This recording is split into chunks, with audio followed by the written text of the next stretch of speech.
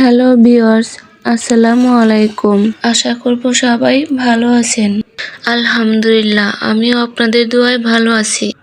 আজকে আপনাদের জন্য নিয়ে এসেছি কোনো রকম বেকিং পাউডার, সোডা ও আটা ছাড়াই অনেক ছিদ্র ওঠা চিতই পিঠা।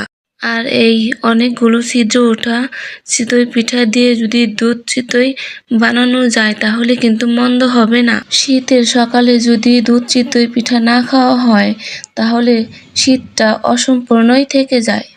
আর চিতই পিঠা দুধে না ভেজার কারণে আপনারা অনেকেই এই দুধ চিতই পিঠাটা খেতে পারেন না। আজকের ভিডিওটি একটু লম্বা হবে, প্লিজ ধৈর্য ধরে ফুল ভিডিওটি দেখবেন। তাহলে আর বেশি কথা না বাড়িয়ে পিঠা তৈরির কাজে লেগে পড়ি। আমি 2 কেজি আতপ চালের গুঁড়ো নিয়েছি। আর এই গুঁড়োগুলো আমি অল্প অল্প করে প্রথমে একটু টেলে নিব। এইভাবে সবগুলো গুঁড়ো টেলে নিতে হবে। টালা হয়ে গেলে একটি পাত্রে ঢেলে নিব। নেড়ে চেড়ে একটু ঠান্ডা করে নিতে হবে। ঠান্ডা হয়ে গেলে কুসুম গরম পানি দিয়ে ভালো করে মথে নিব। পানিটা বেশি গরম হলে কিন্তু ডোটা সিদ্ধ হয়ে যাবে, আর সিদ্ধ হয়ে গেলে কিন্তু পিঠাটা হবে না। পানিটা একবারে দিব না, 3 থেকে 4 বার দিয়ে ভালো করে মথে নিব। মাখানো হয়ে গেলে 2 থেকে 3 ঘন্টা রেস্টে রেখে দেব। এই ছোট ছোট কিছু টিপস ফলো করলে আপনারা চোখ বন্ধ করে চিতই পিঠা তৈরি করে নিতে পারবেন। যেহেতু আমি এখানে কোনো বেকিং পাউডার বা আটা দেইনি, তার জন্য এটা ভালো করে মাখতে হবে এবং অনেক সময় ধরে রেস্টে রেখে দিতে হবে। ডোটা রেস্টে রেখে আমি আপনাদের আরেকটি টিপস দেখিয়ে দিচ্ছি। আমি 2 কেজি আতপ চাউলের জন্য 250 গ্রাম পোলাও চাউল নিয়েছি। আপনারা আপনাদের আতপ চাউলের পরিমাণ অনুযায়ী পোলাও চালটা দেওয়ার চেষ্টা করবেন। পোলাও চালটা দিলে পিঠাটি খাওয়ার সময় সুন্দর একটি স্মেল পাওয়া যাবে এবং পিঠাটি একদম নরম তুলতুলে হবে। এখন আমি এই চালগুলো ব্লেন্ডারে ব্লেন্ড করে গুঁড়ো করে নিব। আপনারা চাইলে পাটায় বেটেও গুঁড়ো করে নিতে পারেন। পোলাওর চালগুলো আমি গুঁড়ো করে নিয়েছি। এবার আমি এই গুঁড়োগুলো কুসুম গরম পানি দিয়ে মাখিয়ে আধা ঘন্টার জন্য রেখে দেব।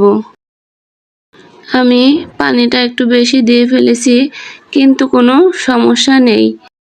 এই ব্যাটারটা তো আমি আতপ চালের ডোর সাথে মেশাবো, তো পাতলা হলেও সমস্যা নেই, কারণ আতপ চালের ডোটা তো ঘন করে রেখেছি। 3 ঘন্টা রেস্টে রাখা এই আতপ চালের ডোর সাথে আমি পোলাও চাউলের ব্যাটারটি মিশিয়ে নিচ্ছি। ভালো করে মেশাতে হবে।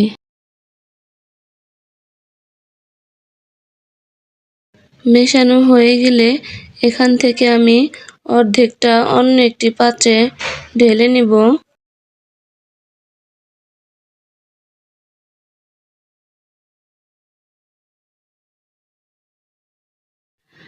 এবার কুসুম গরম পানি অল্প অল্প করে দিয়ে একটি পাতলা ব্যাটার তৈরি করে নিব। আচ্ছা, আমার রেসিপিগুলো আপনাদের কেমন লাগে প্লিজ কমেন্ট করে জানাবেন। আপনারা যদি কমেন্ট না করেন তাহলে আমি কিভাবে বুঝবো যে আমার রেসিপিগুলো আপনাদের কাছে ভালো লেগেছে। আমি অল্প অল্প পানিও অল্প অল্প ঘন ডো দিয়ে একটি পারফেক্ট ব্যাটার তৈরি করে নিয়েছি। এই পর্যায়ে দিয়ে দিতে হবে পরিমাণ মতো লবণ। লবণ দেওয়ার পরে আবারও ভালো করে মিশিয়ে নিব। ব্যাটার তৈরির কাজটা একটু ধৈর্য ধরে করতে হবে। এখন দিয়ে দিব সামান্য পরিমাণের রান্নার তেল। তেলটা দেওয়ার কারণে পিঠাটি তাওয়া থেকে খুব সুন্দরভাবে উঠে আসবে। পিঠা বানানোর জন্য আমি চুলায় আগে থেকে তাওয়া বসিয়ে রেখেছিলাম। দুধ চিতই পিঠা বানানোর জন্য চিতই পিঠার তাওয়াটা চিকনাটা নিতে হবে, তাহলে পিঠা খেতে ভালো লাগে। আর যদি গর্ত তাওয়া নেন তাহলে দুধ চিতই পিঠা খেতে ভালো লাগে না। দেখুন কত ছিদ্রযুক্ত পিঠা। সবগুলি পিঠা আমি একইভাবে বানিয়ে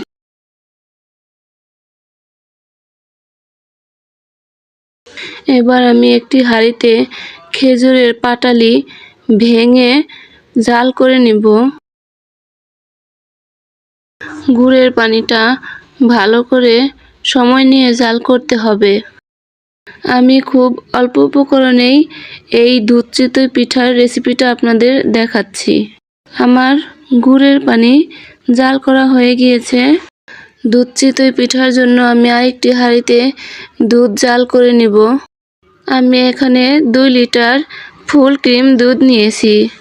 আপনারা আপনাদের পিঠার পরিমাণ অনুযায়ী দুধ নিতে পারেন। ভালো ফ্লেভারের জন্য দিয়ে দিচ্ছি 4-5টা এলাচ, 2-3 টুকরো দারচিনি ও 2টি তেজপাতা। দুধটা ঘন হওয়া পর্যন্ত নাড়তে থাকব। কিছুক্ষণ জাল করার পর দিয়ে দিচ্ছি কুড়ানো নারকেল। নারকেল দেওয়ার পর আবারও নাড়তে থাকব। দুধ অনেকটাই ঘন হয়ে এসেছে। সব শেষে দিয়ে দিচ্ছি সামান্য পরিমাণে লবণ। অনেকেই তো মিষ্টি খাবারে লবণ পছন্দ করেন না। যারা মিষ্টি খাবারে লবণ পছন্দ না করেন তারা লবণ স্কিপ করতে পারেন। দুধ জাল হয়ে গিয়েছে, এখন চুলা বন্ধ করে নামিয়ে নেব। গরম দুধের মধ্যেই চিতই পিঠাগুলি এক এক করে ছেড়ে দিব। এই পর্যায়ে দিয়ে দিচ্ছি গুড়। গুড়টা দেওয়ার পর একটি চামচ দিয়ে পুরো দুধে ছড়িয়ে দিতে হবে। এখন আমি পিঠাগুলো সারা রাত ভিজিয়ে রাখবো এবং সকালে পরিবেশন করব। সকালবেলা পিঠা দেখে তো আমার মনটাই ফুরফুরে হয়ে গিয়েছে। সবগুলি পিঠা দুধে ভিজে কত বড় বড় হয়েছে। দেখুন পিঠা কতটা নরম হয়েছে। আমার রেসিপিটি যদি আপনাদের ভালো লেগে থাকে তাহলে সাবস্ক্রাইব করে পাশে থাকবেন।